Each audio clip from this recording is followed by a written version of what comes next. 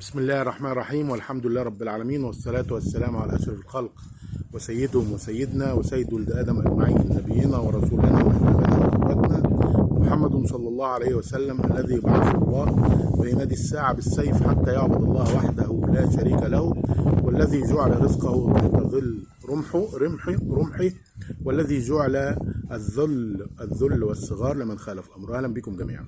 لما نتكلم عن سيد قطب أمام المداخلة فنقول سيد قطب هو الأقرب للسلف، والمداخلة هم شيوخ العلمانية كما قلنا. فسيد قطب حقيقة الأمر لما نيجي نقول إن الحاكمية من خصائص الألوهية، يطلع المداخلة المجرمين يقول لك أنت قطبي، وهذا استنكار واضح إن الحكم لله سبحانه وتعالى، فهم يجعلون الحكم للطاغوت الذي يحكم بغير ما أنزل الله المحارب الإسلام ويعبدون الناس له، وهذه زندقة واضحة وكفر واضح، وهم يفعلون فعل الطواغيت، فهم طواغيت يعبدون الناس للحاكم المجرم الطاغوت الفرعوني. وهذا سب لله سبحانه وتعالى عندما ينفون أن الحكم لله سبحانه وتعالى، وعندما يجعلوا أن الحاكمية من خصائص الطاغوت المحارب للدين، فهم يسبون الله سبحانه وتعالى ويطعنون في الألوهيات وربوبياته، لأن الحكم متعلق بالربوبية والألوهية بل وتوحيد الصفات كمان، والذي فالله عليم خبير بصير، ولذلك فهو يضع شرع وحكم لكل زمن. فهم ينزعون كل هذا من الله سبحانه وتعالى ويعطوه للطاغوت المجرم المحارب لدين رب العالمين. أما سيد قطب، يعني لما نيجي نقول سيد قطب، سيد عود قطب كان مشرك زينا زمان، زي ما احنا عرفنا الإسلام وأسلمنا. فحاجاته القديمة اللي فيها كلمة قد تكون يعني زائدة أو تكون مجاوزة للدين أو غيره، هي يعني كالصحابة الذين أسلموا وكانوا يعبدون الأوثان، أو نحن الذين كنا نظن فيما سبق أننا مسلمين وأهالينا مسلمين، إلى أن اكتشفنا الحقيقة الصادمة ودخلنا الإسلام. فلا يحاسب الإنسان أبدا على شيء كفر به، وسيد قطب لا يقر كتب الأولى. يعني زي مثلا ما واحدة رقاصة كانت بترقص وبتعري فخدها ونهدها صدرها يعني، وتيجي تتوب، فيجي واحد مجرم وقت الجد هي تتوب وتيجي تتصدى للطاغوت او كده، فيجي واحد مدخلي مجرم يقول لها يا اللي كنت بتعري فخدك.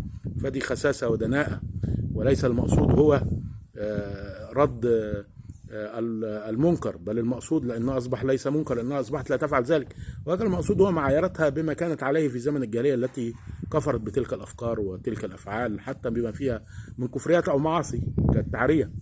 فسيد قطب هو الأقرب للمنهج السلفي. سيد قطب هو الأقرب، لو أردنا أن نقول من السلفي في هذا العصر ليس هؤلاء الشيوخ المدعين للسلفية، بل هنقول من المعاصرين سيد قطب. بصرف النظر يعني إذا كان الإخوة مختلفين في إسلام سيد قطب، مين أقرب؟ هل سيد قطب أم العلمانيين هم الأقرب للسلف؟ سيد قطب ما فيهاش كلام.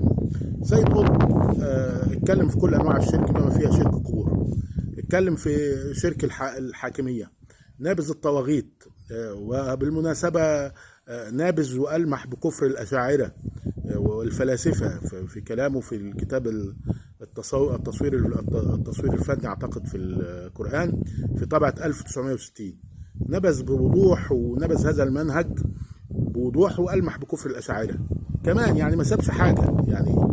وقال أن هذا المجتمع جاهلي لا يعلم الإسلام ويجب أن ندعوهم الإسلام من جديد، وقال أن الزمان قد استدار الهيئة الأولى يوم بعثة محمد. أنا بقول الزمان أسوأ من أيام بعثة محمد عليه الصلاة والسلام.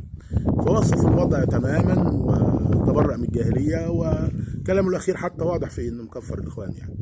فيعني هو الأقرب للمنهج السلفي، ده ما فيهاش كلام. وإذا كانت على اللحية فاللحية فرض، لو كان حلقها فهو آثم، علما بأنه كان أمرا لا تنبت له لحية. شكرا لكم مرة أخرى. يعني اللي شايف إن الشيوخ لمجرد إنها ربت لحى وأثرت الثياب إنهم هم دول أهل السنة أو السلفيين، أذكركم أن أبو جهل كان يربي لحيته، وكفار قريش في الجاهلية كانوا يربون لحيتهم، والشيوعيين لينين وماركس وغيرهم وستالين كانوا يربون لحيتهم. والحمد لله رب العالمين على نعمة العقل والدين قبل كل شيء.